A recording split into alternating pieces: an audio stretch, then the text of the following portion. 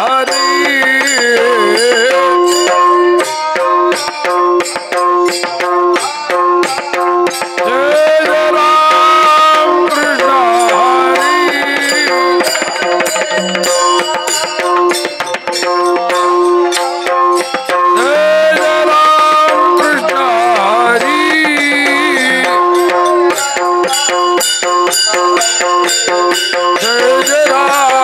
कृष्ण हरी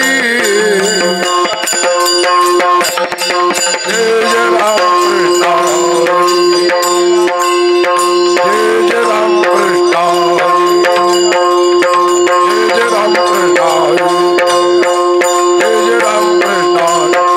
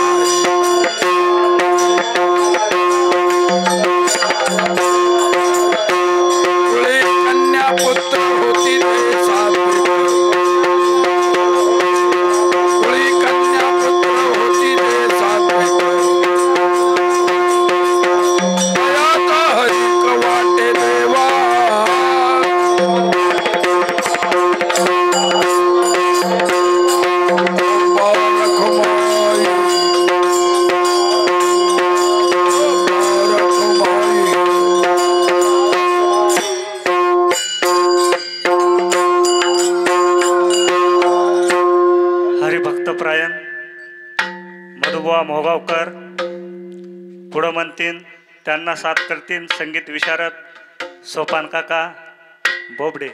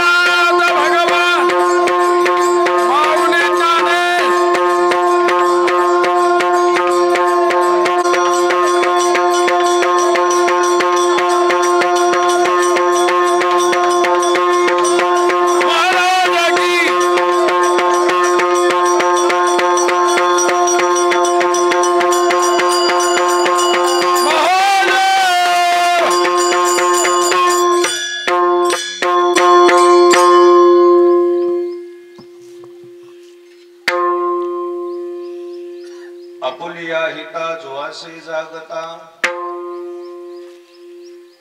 धन्य माता पिता तयाची कुळी कन्या पुत्र होती जे सात्विक तयाचा हरीख वाटे देवा गीता भागवत करीती श्रवण अखंड चिंतन विठोबाचे कुळी कन्या पुत्र होती जे सात्विक तयाचा हरेख वाटे देवा तुका म्हणे मज घडो त्यांची सेवा तरी माझ्या दैवा पार नाही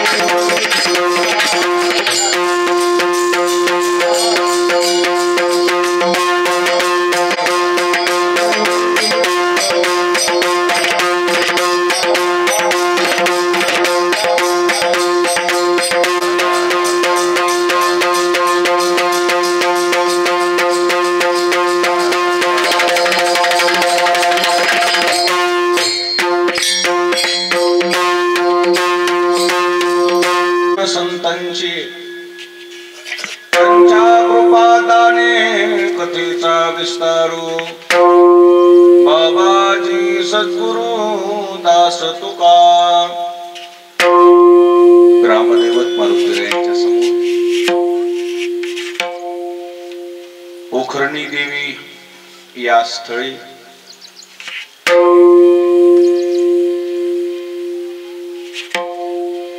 कैलासवासी शकुंतलाबाई किशनरावजी कदम देशमुख यांच्या गोड जेवणाच्या यांच्या पुण्यतिथीच्या निमित्ताने वर्ष श्राद्धाच्या निमित्ताने श्री वसंतरावजी किशनरावजी कदम आणि शिवाजीरावजी किशनरावजी कदम या कदम परिवाराने कीर्तन व महाप्रसादाचा कार्यक्रम आयोजित केलेला आहे।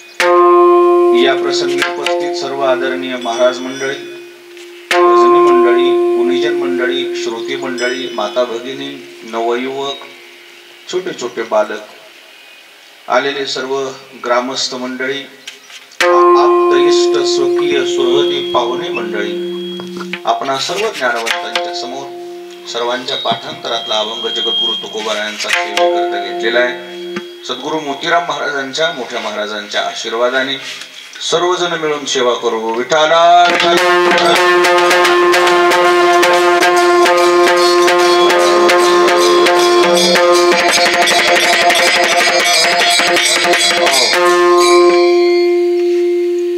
या कार्यक्रमाचं निमंत्रण प्रत्यक्ष भेटून ज्यांनी आम्हाला दिलं आमचे सुधाकररावजी कदम, त्यांच्या घरचाच कार्यक्रम आहे. खूप दिवसाची तळमळ, वर्षभरापासून पाठलाग केला की तुम्ही आले पाहिजे आणि म्हणून हा योग आहे. तसं या घराण्याचा आणि आमचा ऋणानुबंध 2-3 पिढ्यापासूनचा आहे.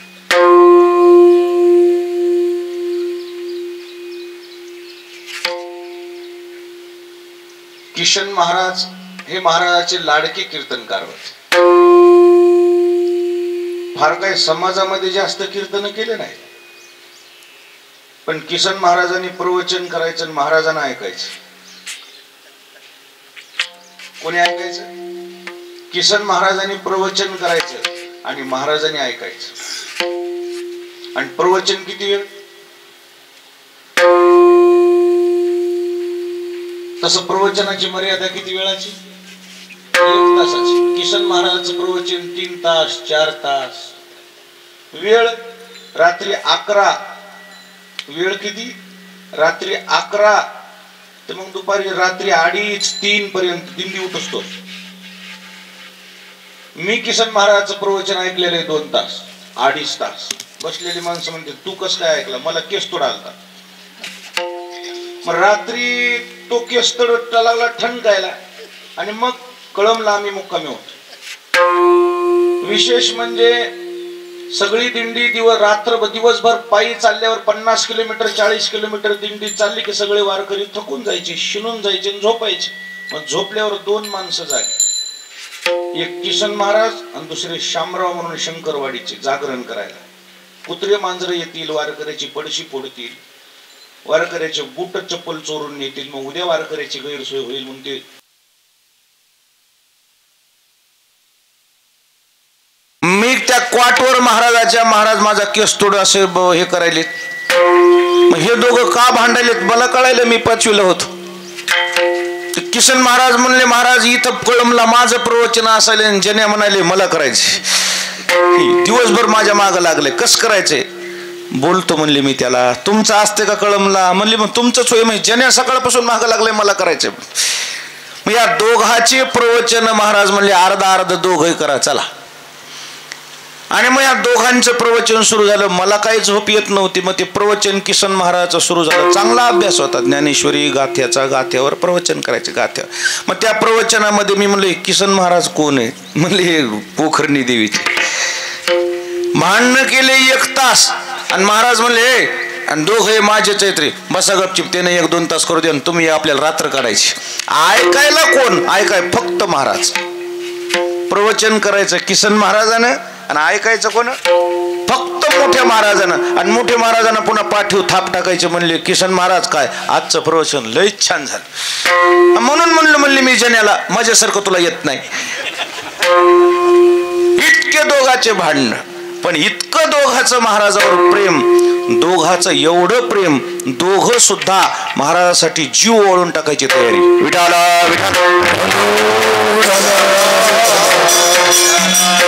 निष्ठेनं किसन महाराजांनी आयुष्यभर वारी केली, आयुष्यभर महाराजाच्या सोबत राहिले, महाराजाचा शब्द मोडला नाही. आणि म्हणून या त्यांच्या कार्यक्रमाकरता मी मागच्या गोष्टीचा विचार करून मुद्दाम वेळ दिला. ज्यांनी महाराजाकरता एवढा देह झिजवलाय त्यांच्या परिवाराचा, त्यांच्या सौभाग्यवतीचा, त्यांच्या श्रीमतीचा कार्यक्रम आहे. म्हणून या ठिकाणी मी उपस्थित झालेलो आहे. सेवेकरता घेतलेल्या अभंगामध्ये जगद्गुरु तुकाराम महाराजांनी सरते शेवटी या अभंगामध्ये सेवा मागितलेली आहे. पण कोणाची सेवा मागितली मी शेवटच्या चरणावर जाणार आहे. तत्पूर्वी ज्यांची सेवा करायची त्यांचा अधिकार काय आहे तो अधिकार सांगितलाय 3 चरणात. विठाला विठाला.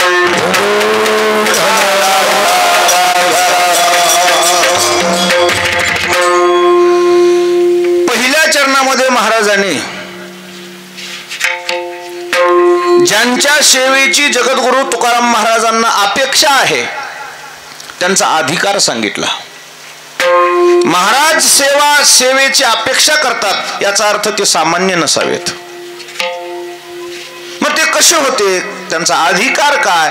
महाराजांनी अधिकार वर्णन करताना असा म्हणतात की ते आपल्या हिताला जागे होते. कशाला जागे होते? आपल्या हिताला. आपल्या हिताला कोण जाग राहत नाही? 2 प्रकारचं हित आहे. प्रापंचिक हिताकरता प्रत्येक जण जागा असतो, पण पारमार्थिक हित मोजक्या लोकांना कळतंय. विठाल विठाल. प्रपंचाकरता रात्रच्या रात्र जागे राहणं, शेतीमध्ये काबाड कष्ट करणं, जीवाचं रान करून घराचं हित करणं हे प्रत्येक जण करतो आहे, पण प्रपंचाच्या हिताला जागा असणाऱ्याचा इथं उल्लेख नाही आहे. पारमार्थिक हित कळणारी या सृष्टीमध्ये जर कोण असतील तर ते फक्त साधू संत आहेत. मग हिताला जागं राहणं म्हणजे नेमकी कोणची क्रिया आहे? हिताला जागं राहणं म्हणजे शुद्ध अंतःकरणानं देवाचं नामस्मरण करणं, त्याचं नाव हित. त्याचं नाव काय आहे?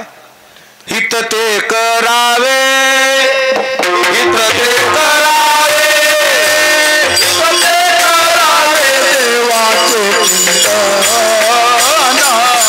हित ते करावे, हित ते करावे,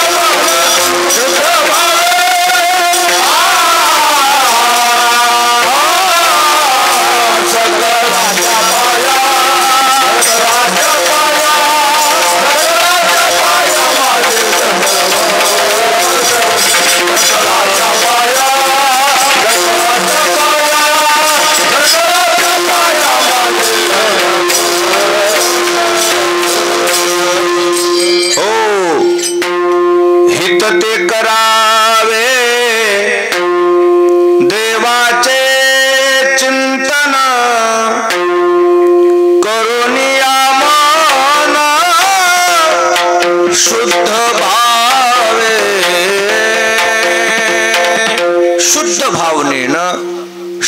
अंतःकरणानं जे भगवंताचं नामस्मरण करतात त्याचा अर्थ त्यांना खरं हित कळलेलं आहे.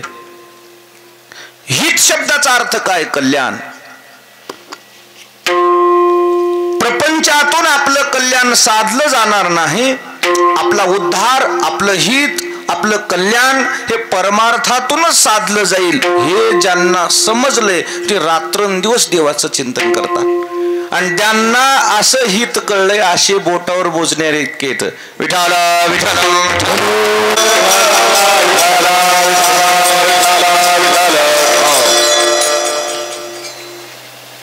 हाय बरं वाढायले का? थोडं थोडं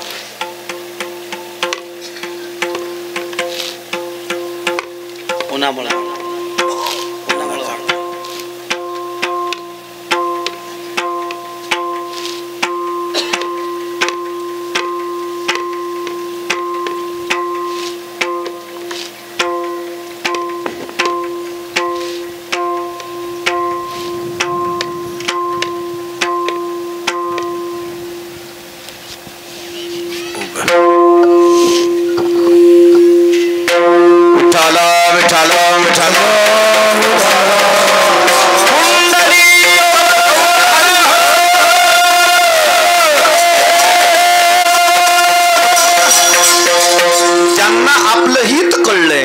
रात्रंदिवस देवाचं ध्यान करतात, रात्रंदिवस देवाचं चिंतन करतात, देवाचं नामस्मरण करतात आणि जे रात्रंदिवस देवाचं नामस्मरण करतात त्यांना धन्यवाद देण्याऐवजी तुकाराम महाराजांनी कोणाला धन्यवाद दिलाय?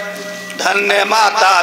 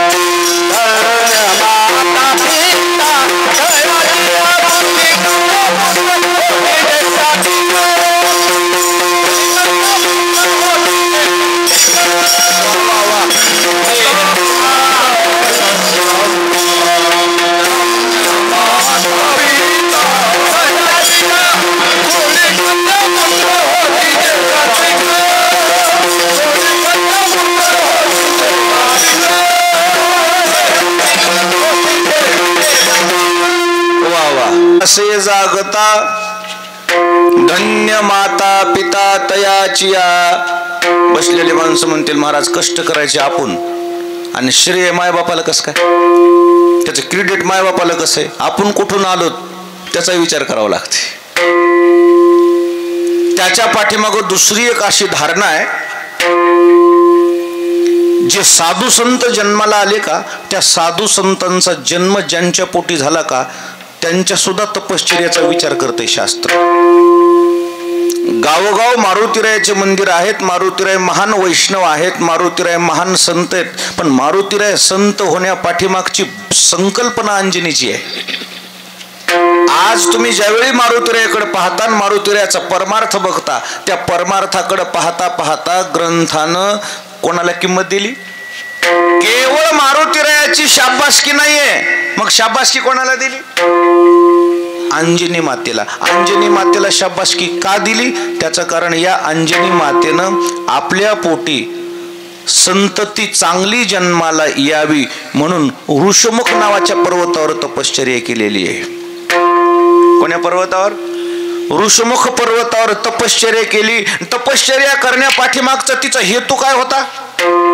पैसा आदला मिळवायचा होता का? मानपान पाहिजे होता का? पाहिजे काय होतं? फक्त त्या तपश्चर्याचा एकच हेतू होता, माझ्या पोटी संतती चांगली यावी.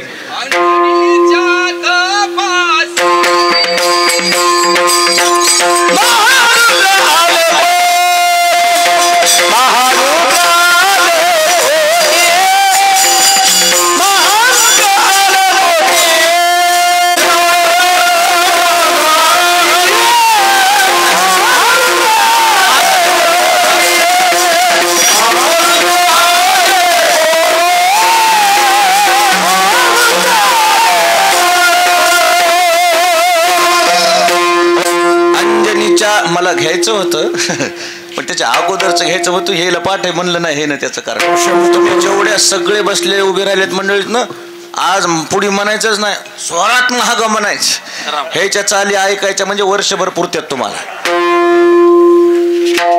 हे म्हणणारे माणसं आले की आहे त्याच्या मागं रट्टावून म्हणायचं, घाबरायचंच नाही. नवीन नवीन चाली शिकायच्या. ऋषमुख पर्वती अंजनी तप करी आठवीला अंतरी सदाशिव. ऋषमुख पर्वतावर अंजनी नावाच्या वानरनीनं तपश्चर्या केली. कोणतं भजन केलं? महादेवाचं स्मरण केलं. कोणाचं स्मरण केलं? महादेवाचं नामस्मरण केलं. महादेव प्रसन्न झाले. तपाची आरती शिव झाला प्रसन्न, मागे वरदान मज काही. महादेव प्रसन्न झाले त्या वानरणीला. वानरी नाही म्हणले पण माझं चिंतन केलंय. महादेव प्रसन्न होऊन म्हटले तुला मी वरदान देतो, तुला काय पाहिजे ते माग. आता वानरीन म्हटलं तिनं काय मागायला पाहिजे होत? येरू म्हणे तुझं ऐसा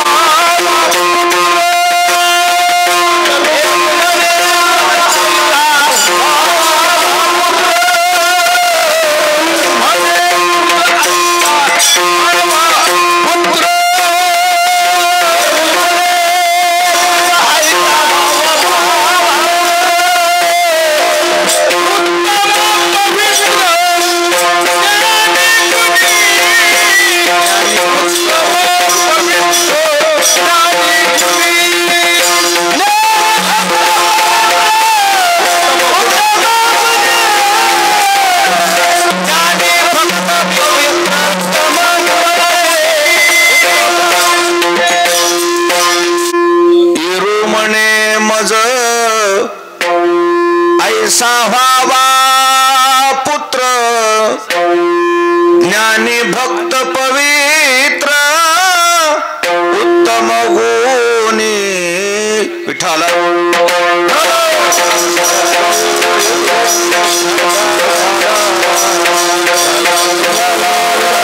अंजनी नावाच्या वानरणीनं भगवान महादेवाकडे संतती मागितली, पण कशी मागितली? ज्ञानी भक्त पवित्र उत्तम गुणी. हे जे मोठे माणसं असतात ना, त्यांची मागणी इतकी मोठी असते की देणारा अडचणीत येतो. विठाला विठाला वानरीन म्हणते की मला ज्ञानी मुलगा पाहिजे, भक्तही पाहिजे, उत्तमही पाहिजे, गुणांनाही पवित्र पाहिजे. ज्ञानी भक्त पवित्र उत्तम गुणी. आता 4 विशेषण: ज्ञानी भक्त पवित्र उत्तम गुणी. हे काय सोपं समजू नका, ह्याच्यावरच बोलायला मला जन्म कमी पडेल. ह्या 4 संज्ञा ज्या आहेत ना, ह्याच्यामध्ये एक एक संज्ञा एवढी विशेष आहे. ज्ञानी शब्दाचा अर्थ काय, भक्त शब्दाचा अर्थ काय, पवित्र शब्दाचा अर्थ काय आणि उत्तम गुणी या शब्दाचा अर्थ. ह्या 4 गोष्टी एकत्र येणं तितकंसं सोपं. जे माणसं ज्ञानी आहेत ते पवित्र असतीलच असं काही सांगता येत नाही. जे ज्ञानी आहेत, पवित्र आहेत, भक्त असतीलच असं काही सांगता येत नाही. भक्तीची उणीव असती. ज्ञानी असतील, भक्त असतील, पवित्र असतील, पण गुणामध्ये काहीतरी खोड्या राहतात. काय एखादा त्याच्यामध्ये अवगुण सुप्त स्वरूपामध्ये लपलेला असतो. गुण म्हणलं की त्याच्यात काय आला? गुणानं अवगुणानं फिटिंग आहे. मग आता कसं करायचं? हे 4ही गोष्टी एकत्र येणार कोणी जगात दुसरं नाही. महादेव म्हणले इतकं हिनं मला धर्म संकटात टाकलंय. बघायला गेलं तर वानरी नाही, पण आता ह्या सगळ्या गोष्टी एकत्र येणं दुसऱ्याच्यानं शक्य नाही. मलाच हिच्या पोटाला यावं लागेल. विठाला विठाला. या अंजनीच्या मागणीनुसार महारुद्र आले पोटी. कोण पोटी आलं? महारुद्र. म्हणजे महादेवच ज्या अंजनीच्या पोटी जन्माला आले, त्या मारुतीरायानं जीवनामध्ये खूप खूप खूप खूप काम केलं, खूप खूप खूप कष्ट केले, खूप परमार्थ केला. तरीही धन्यवाद कोणाला? कोणाला? धन्य अंजनीचा सूत, त्याचे नाव हनुमंत. कुणीकडे गेलं ते सगळं? का तुम्ही किती मोठे आहात याला तर मान्यता आहेच, पण तुमच्या पाठीमागं योगदान कोणाचं आहे ते पण विशेष महत्वाचं आहे. विठाला विठाला. ग्रंथ नोंद घेतात मागचं सुद्धा. ग्रंथ मागच्या सुद्धा कामाची नोंद घेतात तुमच्या. पुढे ज्ञानोबा मोठे संत जन्माला आले. महावैष्णव, ज्ञानदेव वैष्णव मोठा, विठ्ठल नामे मुक्त पेठा, ज्ञानदान घडे श्रेष्ठा, वैकुंठ वाटा संत गेले. ज्ञानोबरायासारखे महात्मे. शिकलेलं ज्ञान नाही ज्ञानोबरायाचं. कसं ज्ञान आहे? उपजताचे ज्ञानी हे वर्म जाणोनी, आले लोटांगणी चांग देव. 1400 वर्षाच्या तपश्चर्यानं जे चांगदेव महाराजांनी प्राप्त केलं, ती तपश्चर्या, त्या तपश्चर्यानं चांगदेव महाराजांनी ज्ञानोबरायाचा अधिकार ओळखला आणि ते चांगदेव महाराज ज्ञानोबारायाच्या चरणावर काय घालू लागले, साष्टांग दंडवत घालू लागले. त्यांचे शिष्य म्हणू लागले, तुम्ही मोठे आहेत, ते लहान आहेत, तुम्ही 1400 वर्षाचे, ते 14 वर्षाचे, तुम्ही त्यांच्या पाया पडणं बरोबर आहे का? चांगदेव महाराज म्हणले, कोणाच्या पाया पडायचं आणि कोणाच्या नाही पडायचं मला चांगलं कळत आहे, तुम्ही गपचूप बसा. कारण काय, संघचे माणसं चांगले नसले की चांगला माणूस सुद्धा समाजाच्या बाहेर फेकला जातो, चांगला माणूस सुद्धा अडचणीत येतो. आणि म्हणून चांगल्या माणसानं माणसं चांगले ठेवावं लागतात सोबत. काय चहापेक्षा कॅटल्या गरम राहतात, चहा गार आहे मध्ये पण कॅटल्या गरमच राहत्या. तसं चांगल्या माणसासंग माणसं चांगले पाहिजे, नाही तर चांगल्या माणसाला ते भरी घालतात. चांगदेव महाराज खरंच चांगले होते, पण सोबत जे 1400 शिष्य होते ना, त्या 1400 शिष्यानं इतकी स्तुती करायची, इतकी स्तुती करायची. तुमच्यासारखा योगीच कोण नाही, तुमच्यासारखा ज्ञानीच कोण नाही, तुमच्यासारखा अधिकारीच कोण नाही. ते वरचीवर फुगायचे. काय व्हायचे ते फुगायचे. त्याला अहंकार झाला आणि तो अहंकार झाल्यावर त्यांनी मग अशा अधिकार संपन्न महात्म्याच्या गावाला येऊन एवढुले लेकरं त्यांनी मला असं केलं, मला त्याला भेटायला जायचं म्हणून घमेंडमध्येच निघाले. पण जिथं आल्यावर ते वाघाव बसून येणं, हातात नाग, 1400 शिष्य, त्या गर्वामध्ये आल्यावर आपण भेटायला आलोय म्हणले, पण मोठ्या माणसाला भेटायला जायचं म्हणजे अचानक जात जाऊ नये. मोठ्या माणसाला खूप कामं असतात, काही कल्पना दिली पाहिजे. आपण जायचं ते नसायचे, आपली बी पुन्हा अपेक्षा भंग, त्यापेक्षा विचारून जावं म्हणले मोठ्या माणसाला. असं जात जाऊ नये, झोपीत धोंडा घालीत जाऊ नये. कोणाच्या घरी गेलं तसं धडेलकून दारही उघडत जाऊ नये. जरा काही बेल ते वाजून एकदम असं जात जाऊ नये अशा मोठ्या माणसाजवळ. त्या मोठ्या माणसाला खूप कामं राहतात. आम्ही गेलोत म्हणलो ना, आम्हाला ते मोठा माणूस लय मोठेपणात गेला, बोललाच नाही. अरे त्याला वेळच नव्हता. मीटिंग मध्ये मीटिंग अशी कशी मीटिंग गेली ती म्हणला, मग आम्ही कशाला गेलतो, तू विचारून आलतास का, असं बोलत जाऊन त्या माणसाच्या कलाने घेतलं पाहिजे. चांगदेव महाराज म्हणले असं जात जाऊ नये, आपण निरोप द्यावा, मी आलो. आता निरोप द्यायचं तर कसं द्यावं, काय लिहावं लागेल, पत्र लिहावं लागेल. मग पत्र लिहायचं तर पत्र लिहित असतानाच त्यांना अडचण झाली. पत्र लिहिण्यास कारण हे नंतर झालं, पण अगोदर काही लिहावं लागेल ना. मग आता साष्टांग दंडवत घालावं तर वयानं लहान आहेत, आशीर्वाद द्यावं तर अधिकारानं मोठे आहेत. दंडवतही घालता येईना, आशीर्वादही देता येईना. मग आता करावं काय, पत्र लिहिण्यात त्याचे 2-3 दिवस गेले. पत्र कोरच राहिलं. ते 2 शिष्य पाठवले आणि त्यांना म्हणले चिठ्ठी घेऊन जा, हे पत्र पाठवा म्हणले. ठीक आहे. मग ते जे 2 शिष्य पत्र घेऊन गेले का, ते तिथं चांगदेव महाराजाचा अधिकार सांगायला. कोणाला, ज्ञानोबारायाला. आमचे गुरु असे 14 वेळेस काळाला परत केलंय, 1400 वर्ष तप केलंय, हजारो माणसाला जीवदान दिलंय, हजारो शिष्य झालेत, असं आहे तसं आहे. चांगदेव महाराजला ज्ञानोबाराय काहीच नाही, बघू लागले, ऐकू लागले. मोठे माणसं उगं ऐकत आहेत येड्याचं सोंग घेऊन.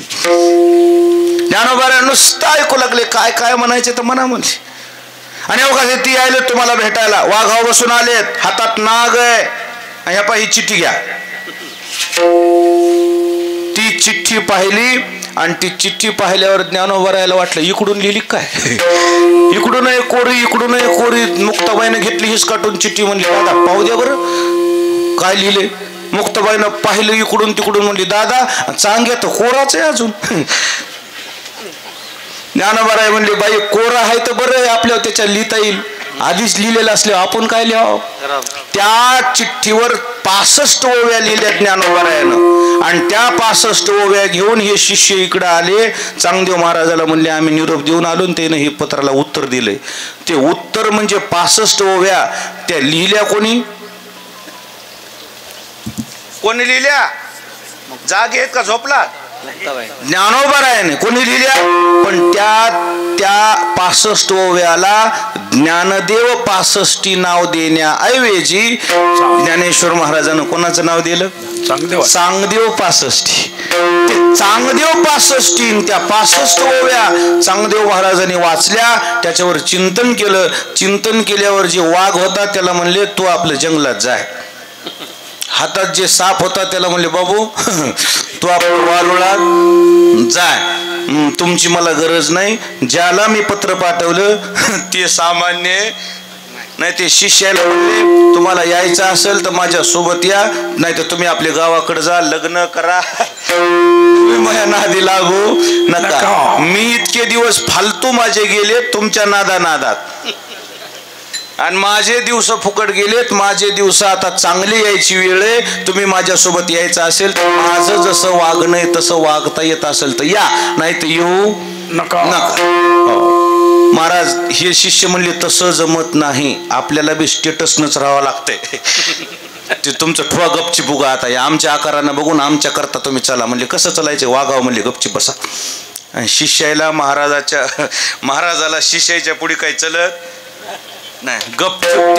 इच्छा नव्हती नामदेव चांगदेव महाराजची, पण जबरदस्ती वाघाव बसले, हातात नाग घेतला, ते शिष्य सोबत निघाले. जो जो कार कर चांगदेव महाराज की, सगळे महाग जय जयकार.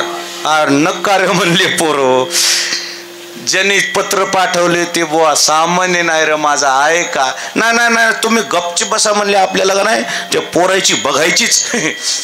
आता हे 4 जण म्हणले, आता हे ते वाघाव बसून यायलेत म्हण, ह्यांचे गुरु नाग आहे म्हणा हातात, मग आपण पायाने जावं, वाघानं आपल्यावर डरकाळी फोडावं, त्यापेक्षा कसं करावं? मोठ्या माणसाला भेटीला जायचंय तर मोठ्या माणसाच्या त्या लेवलनंच भेटीला जावं लागतंय. आणि मोठा माणूस जर आपल्याकडे येत असेल तर आपण स्वागताला जाऊन उभं राहिलं पाहिजे. आणि म्हणून हे 4 जण म्हणले आपण आपल्या शिवला जाऊ, पण जावं कसं? वाघ अंगावर आल्यावर. ज्ञानोबराय म्हणजे आपल्याला असं कसं जाता येईल? ज्या भिंती बसले होते त्या भिंतीला म्हणले बाई आम्हाला तिथवर तरी नेऊन सोड. ती भिंत निघाली, आणि भिंत निघाल्यावर हे 1400 शिष्य जय जयकार, 1400 जय जयकार. हे असे सगळे उभे पाहिले असे शिवला येऊन, आणि तिकून ती भिंत आली, असे सरर भिंत आली, आणि चांगदेव महाराजच्या जवळ उभे राहिल्यावर चांगदेव महाराज म्हणले आता वाघाचं कसं करायचे? अरे सजीव वाघ आहे, पण हे कसे आलेत बघा. चालवेली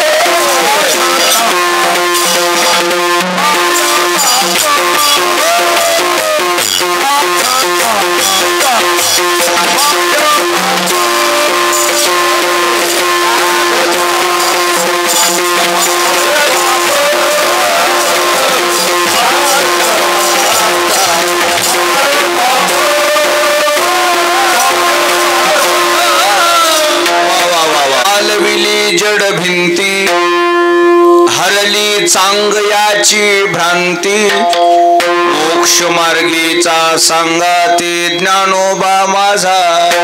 चांगदेव महाराजांना साष्टांग दंडवत घातला. सोबतच्या शिष्याला म्हणले, मी काळावर विजय प्राप्त केलाय, मी हिंस्र पशुवर विजय प्राप्त केला. हिंस्र पशु माझ्या अंकित आहेत. वाघावर जरी बसून असलो, नागावर जरी नाग जरी सोबत घेऊन असलो, तरी आलेले जे साधू संत आहेत, निर्जीव भिंत चालवली, त्यांचा अधिकार आपल्यापेक्षा मोठा आहे. साष्टांग दंडवत घातला. आता शिष्यानं काय करावं? ते काय म्हणले होते, आमचे गुरु तुमच्यापेक्षा कितीतरी श्रेष्ठ आहेत, आता कसं करावं? आता करावं काय? ते सगळे गपचिप बसले. म्हणले आता गुरुच गेल्या, गपचिप पाया पडल्या. ज्यांचं दिव्य ज्ञान आहे, शिकलेलं ज्ञान आहे की उपजताचे ज्ञानी आहेत, जन्मताच ज्यांनी ज्ञान सोबत आणलंय, एवढी ज्यांच्याकडे दिव्य दृष्टी आहे, त्या ज्ञानोबरायाचं वर्णन करत असताना, त्या ज्ञानोबरायाचं महिमान वर्णन करत असताना, शास्त्र आणि भगवंत दोघांनी सुद्धा ज्ञानोबरायाचा गोडवी, ज्ञानोबरायाची थोरवी गात गात गात गात आपलं झुकतं माप रुक्मिणी मातेकडे दे. कुणीकडं? रुक्मिणी मातेकडे. मग ज्ञानोबरायाचंच कौतुक करायचं ना, इतका अधिकार होता तर. तरीही शास्त्र आमचं तिकडं झुकलंय. कुणीकडे? धन्य धन्य दयाची कुशी,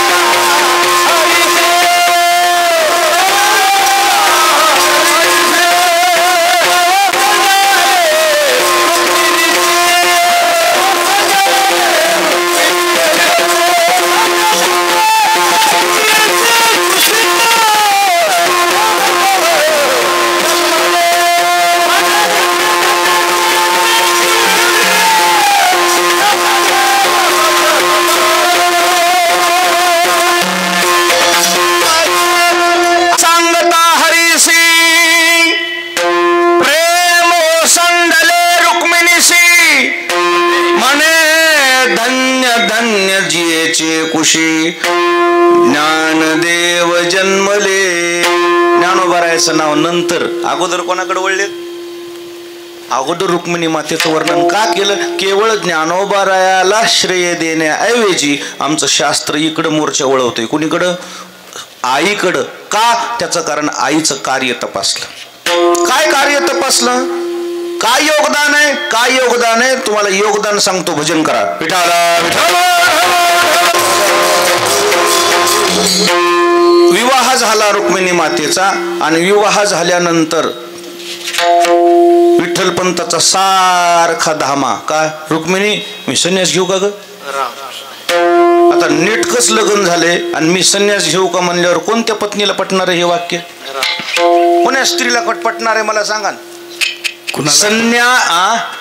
कुणालाच पटत नाही सर. कोणाला पटणार आहे? पटच नाही ते. अहो संन्यास घ्यायचा आहे तर शास्त्र तरी कुठे परवानगी देत आहे? ज्याला संन्यास घ्यायचा आहे त्यांना दोघांची परवानगी पाहिजे. 2 जणांची परवानगी लागते संन्यास दीक्षा घ्यायला. विवाहाच्या अगोदर कोणाची परवानगी? आईची परवानगी. आणि विवाह झाल्यावर पत्नीची परवानगी. विवाहाच्या अगोदर आईला परवानगी द्यायला काहीच तरतूद नाही, बिंदास देऊ शकते ती, काही आठच नाही. तुला घ्यायचा का संन्यास? घे जा, माझं काही म्हणणं नाही असं म्हणलं की त्याला घेता येते. पण बायकोला मात्र तसं जमत नाही. मग बायकोला म्हणजे पतीला संन्यास दीक्षा घेण्याकरता एक शास्त्रानं आट टाकलेली. का? तिला मुलगा व्हायला पाहिजे. मुलगा जर झाला नसेल तर तिला सुद्धा संन्यास दीक्षा घ्यायला पतीला परवानगी देता येत हो. काय काय विठाला विठाला. संतती वाचोनी न घ्यावा संन्यास. कोणाशिवाय? संतती शिवाय संन्यास घेऊ नये अशी शास्त्राची तरतूद आहे. रुक्मिणी मातेचं लग्नच होऊन झालेत महिना. काय लावले विठ्ठलपंतांनी? काय घेऊ का? संन्यास घेऊ का? रोजच झालं ना कोणती बी गोष्ट त्याचा कंटाळा येते माणसाला, नको वाटते. आणि मग काय करणार? रुक्मिणी आई साहेब म्हणल्या मालक तुम्हाला जसं कळते तसं करा बरं, आता ह्याच्यापेक्षा मी काही बोलू शकत नाही. त्याला पडत्या फळाची आज्ञा. तुझं म्हणणं आहे का? तुम्हाला जसं कळतंय तसं करा म्हणले, आता मला काही बोलू नका. सरळच विठ्ठलपंत गेले की दीक्षा घेतली. दीक्षा घेणाऱ्या महात्म्यानं विचारलं होतं लग्न झालंय का? प्रयागराजला गेलेत बक्कळ यंदा, भलत्यो संन्यास घेतलोय लोकांनी यंदा. आणि मी तिथं जाऊन पाहिलं जास्त संन्यास घेणारे 40च्या पुढचेच होते. कुठचे? वैतागून गेले घरच्याने हुसकून दिले. नाही 40-45च्या पुढचेच, 45, 55, 65, 70. त्याला विचारलं का? मला तिकडं मिळणार, इकडं तरी सोय व्हायली मला तिकडं का? चिडचिड आहे नुसती, घरची चिडचिड, बाहेर चिडचिड. मस्त म्हणजे मठावर बसायचं, समाधान, काय विचारच नाही. असे संन्यास दीक्षा घेत. मग आता ते विठ्ठलपंतांनी संन्यास घ्यायचा खरा, पण ती संतती नाही तरी विचारलं. संतती विवाह एक शब्द बोलले नाही, झालं लग्न, विवाह, संतती, दीक्षा झाली. आणि दीक्षा झाल्यावर ज्या महात्म्याने रामानंद स्वामीने दीक्षा दिली ते महात्मे भारत भ्रमण करण्याकरता 12 वर्षाकरता तीर्थयात्रेला निघाले. किती वर्ष? 12 वर्षाकरता तीर्थयात्रेला निघाले. पायी चलता चलता आळंदीला आले सिद्धेश्वराचं दर्शन घ्यायला. सिद्धेश्वर 12 ज्योतिर्लिंगाच्या तोडीतच आहे आपलं. सिद्ध आहे, सिद्ध. कसं आहे? सिद्ध आहे. मग आता काहीतरी ऐकण्यात आलं होतं इथं चांगलं दैव आलंय म्हणून आले, दर्शन घेतलं. दर्शन घेतल्यावर मंदिरावरच मुक्कामाला थांबले. लोकांनी भिक्षा दिली, खाल्ली. सकाळी लोक दर्शनाला आळंदीतले यायला लागले.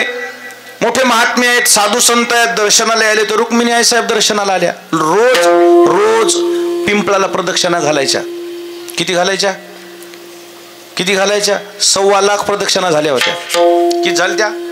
1.25 लाख प्रदक्षिणा झाल्या. लोक दर्शन घेत आहेत म्हणून महाराजाचं दर्शन घ्यावं म्हणून रुक्मिणी आई साहेब दर्शन घेतलं. सौभाग्यवतीचे अलंकार होते अंगावर, पती जिवंत होता ना, कपाळभर कुंकू लावलेलं. दर्शन घेतल्यावर त्या महात्म्याच्या मुखातून शब्द निघाले, पुत्रवती भव. पुत्रवती भव म्हणल्यावर रुक्मिणी आई साहेब म्हणल्या, महाराज तुम्ही आशीर्वाद दिलाय खरंय, पण माझ्या मालकानं संन्यास घेतलाय. दीक्षा खरी की आशीर्वाद खरा? बाई म्हणले तुला मूलबाळ झालंय? म्हणले नाही. मग तुझ्या मालकाने संन्यास कसा घेतला? म्हणले वैतागानं घेतला असाच. मला सारखा धामा लावला, मी काही बोलले नाही, घेतला. तू परवानगी दिली? म्हणले नाही. मग संतती नसताना संन्यास घेतलाच कसा? घेतला असेल ठीक आहे, त्यांचा आज्ञा नाही, देणाऱ्यानं तुम्ही द्यायचा नव्हता, देणारी हेच होती. म्हणले बाई संन्यास कुठं झालाय? म्हणले काशीला. काशीला तर मीच दिलाय, दीक्षाच देणाऱ्या मी आहे. अरे बापरे, माझ्याकडून अपराध घडला. तीर्थयात्रा अर्धवट सोडली. आणि तीर्थयात्रा अर्धवट सोडून माघारी फिरले काशीला. वर्णन विचारलं होतं, नवरा दिसतो कसा, उंची किती, तीळ आहे का, जाब आहे का, सगळं वर्णन बरोबर लक्षात आलं. शिष्य आपला ओळखूच येत असतो गुरुला. नाव बदललं होतं तिथे, नाव बदलतं. बाहेरूनच हाक मारली, चैतन्य म्हटल्याबरोबर विठ्ठलपंताच्या पोटात धसकन केलं. आपले गुरु 12 वर्ष येणार नव्हते, कसं काय आले? आळंदीला गेले ते काय आले? बाहेर आल्याबरोबर खरं नाव काय? म्हणजे माझं नाव खरं विठ्ठलपंत आहे. विवाह झाला? म्हटले हो. संतती झाली? म्हणले नाही. दीक्षा कशी घेतली? माझ्यासोबत खोटं बोलले, गुरुसोबत खोटं बोलले. आता या खोटं बोलल्याचं तुम्हाला प्रायश्चित्त घ्यावं लागणार, तुम्ही द्याल ते प्रायश्चित्त मला मान्य. म्हणले काय करायचं? पुन्हा जाऊन संसार करा.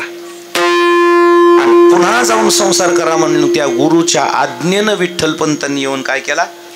संसार केला. आणि 4 संतती जन्माला आली, हे 4 जन्माला आले.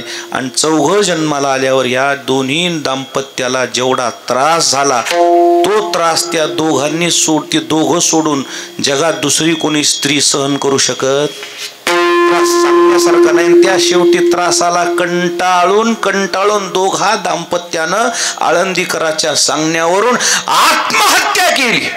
काय केली?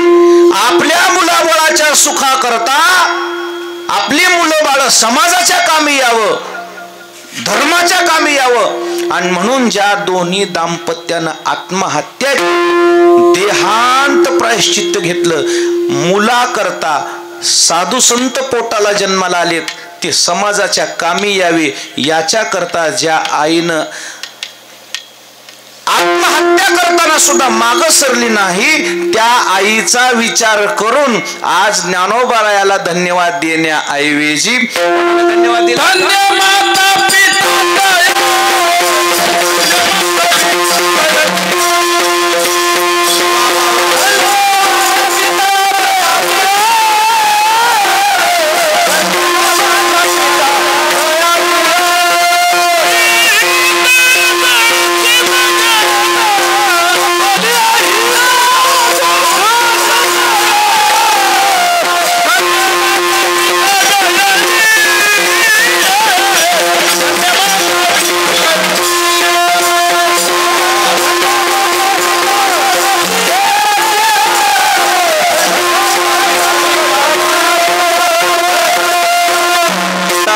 से जागता ज्ञानोबाराय आपल्या हिताला जागे होते, पारमार्थिक निघाले, वैष्णव होते, संत होते, शास्त्रज्ञ होते. एवढे मोठे असून सुद्धा तुकोबाराय कुणीकडे झुकले? धन्य माता पिता तयाची. त्याचं कारण माता आणि पिता दोघांचं नाव का घेतलं? आई तशीच अधिकारी होती आणि वडीलही अधिकारी होते. जन्मताच वैराग्यशील होते विठ्ठलपंत. भारत भ्रमण केलं, तीर्थयात्रा केली, त्या जगातले भूतळावरले सगळे तीर्थ पाहिले होते, सगळ्या तीर्थाचं दर्शन झालं होतं. एक शब्द बोलू का सरते शेवटी? ज्या विठ्ठलपंताचा विवाह महादेवानं सोयरीक लावली.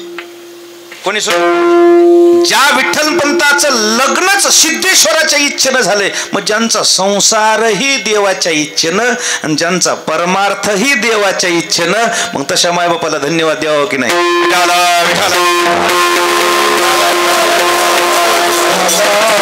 हो. आणि म्हणून आई वडिलाच्या मागच्या कामाचा विचार करून शास्त्र इकडं झुकलंय, यांच्या प्रती झुकलंय. म्हणून आज आई वडिलाला धन्यवाद देत असताना इथं आपली भूमिका बजावतायत की जी लोक आपल्या हिताला जागे आहेत, ज्यांना परमार्थ कळतो, जे समाजाच्या कामी येतात, ज्यांच्याकडून शास्त्र निर्मिती होती, ज्यांच्याकडून समाजाची निर्मिती होती, ज्यांच्याकडून समाज घडतो, ते सामान्य नाहीत, ते सगळे साधू संत महात्म्य आहेत. आणि त्यांचं गुणगान गाण्याऐवजी आज तुकोबाराय कुणीकडे झुकले? धन्य माता पिता तयाची. त्यांच्या आई वडिलाला धन्यवाद दिला. का धन्यवाद दिला? की त्यांच्या संस्कारानं ती त्यांची संतती कशी झाली?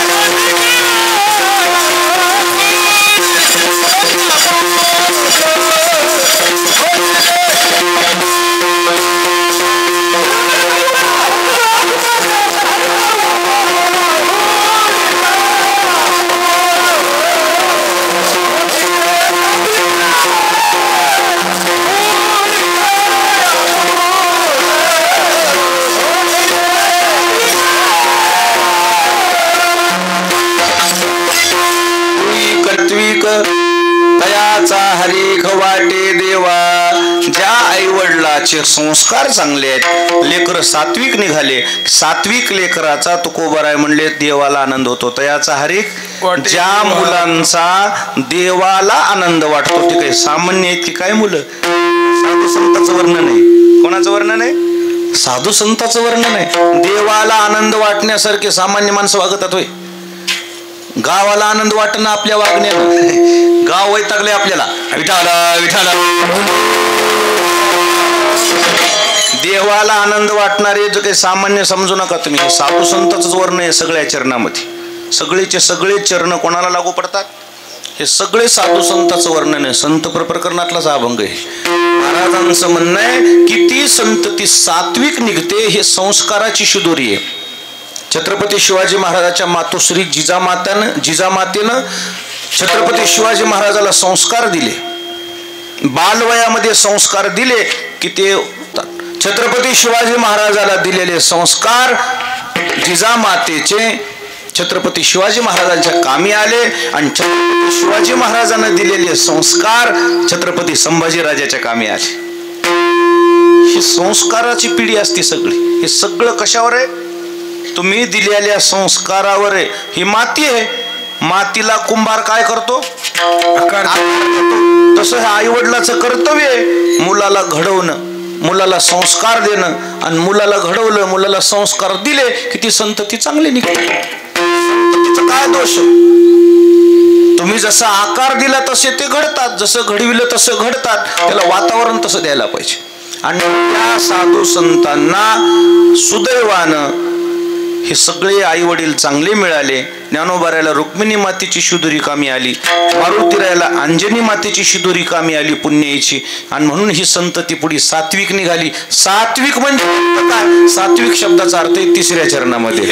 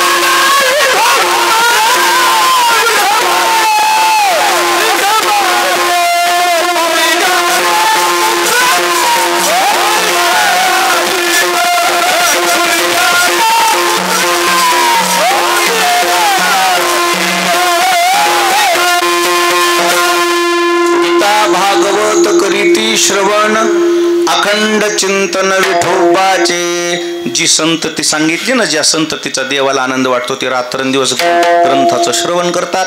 आणि दुसरी गोष्ट म्हणजे अखंड चिंतन, रात्रंदिवस ते देवाचं नामस्मरण करतात. देवाचं नामस्मरण करणाऱ्या संततीकडे बघून जगद्गुरु तुकोबाराय म्हणतायत की यांचा देवाला आनंद वाटतो. हे सामान्य नाहीत. मग या संततीबद्दल तुकोबाराय म्हणले माझं मत का आहे? तर माझं मत शेवटच्या चरणात म्हण बापा एकदा.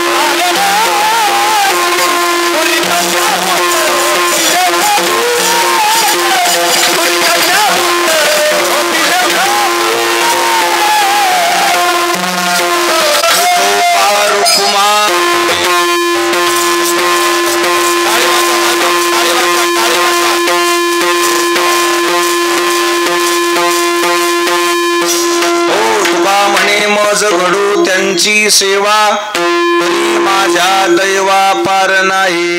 तुकोबाराय म्हटले मी स्वतःला भाग्यवान समजील अशा महात्म्याची जर मला सेवा घडली तर. कोण्या महात्म्याची? जे आपल्या हिताला जागे आहेत, ज्यांचा देवाला आनंद वाटतो, आणि जे रात्रंदिवस ग्रंथाचं श्रवण करतात, आणि जे रात्रंदिवस देवाचं चिंतन करतात.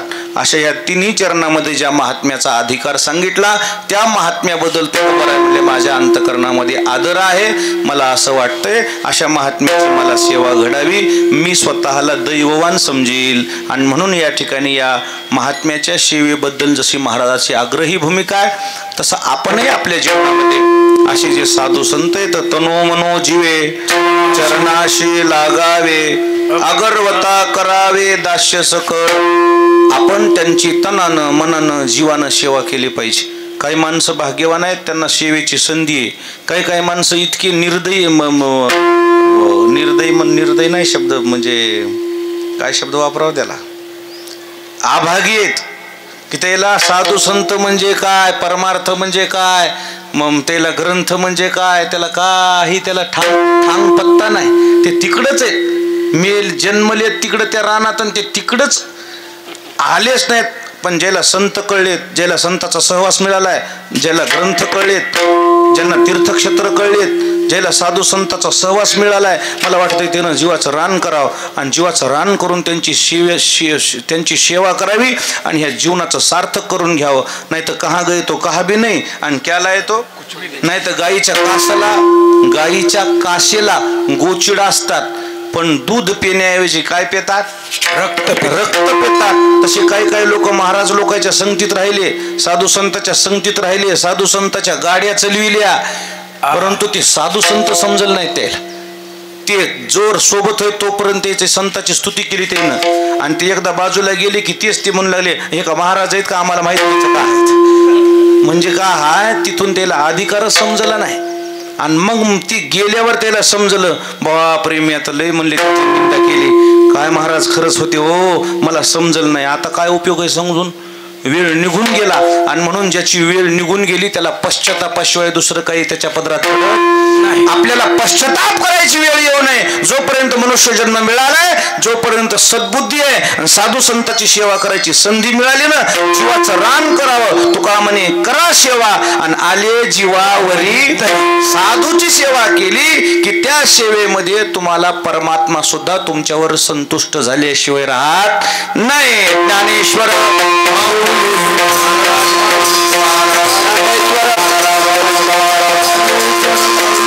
शकुंतलाबाई यांच्या वर्षश्राद्धाच्या निमित्ताने आमच्या किशन महाराजांच्या त्या मंडळी आहेत, त्यांचे सुपुत्र शिवाजीराव आणि वसंतरावजी यांनी हा कार्यक्रम आयोजित केला. आपल्या गावामध्ये महाराजांनी जे परमार्थ वाढवलाय, महाराजांच्या नंतर महाराजाची जिम्मेदारी आमचे सुदाम महाराज भोसले खंडाळीकर, ज्यांनी खरंच या गावाला चांगली दिशा दिली. आज येणार होते पण तब्येत बरोबर नसल्यामुळे महाराज गैरहजर आहेत, पण गावामध्ये परमार्थ त्यांच्यामुळे एक चांगल्या मार्गाने चालतो आहे. पुन्हा एकदा या कदम परिवाराला, पोखरणी देवी, सर्व ग्रामस्थ मंडळीला मनापासून धन्यवाद देतो, आणि आपली ही सेवा इथं आटपती घेतो. विठ्ठल जय.